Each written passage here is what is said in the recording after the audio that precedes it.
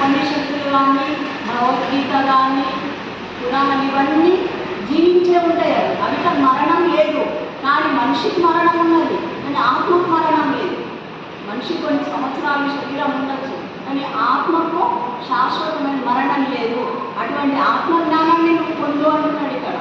ఆత్మజ్ఞానాన్ని ఎప్పుడైతే పొందుతావో అప్పుడు నీకు ఈ ఆత్మ నిన్ను ముందుకు తీసుకెళ్తుంది. అదే ఇక్కడ మళ్ళీ దైవం తెలుసుకుంటే జీవుని కర్తవ్యం అంటే నువ్వు ఆత్మను తెలుసుకుంటే ఈ మానవ జన్మ యొక్క కర్తవ్యం. ఈ భూమిపైకి జన్మించిన ఈ మానవ జన్మ నువ్వు ఆత్మను తెలుసుకో, ఆత్మను దర్శించుకు, గురువును పొందు, గురు మార్గంలో నడిస్తే అప్పుడు మన జన్మల ఈ మనోమాలిన్యాలని అప్పుడు శుద్ధి చేసేస్తాడు.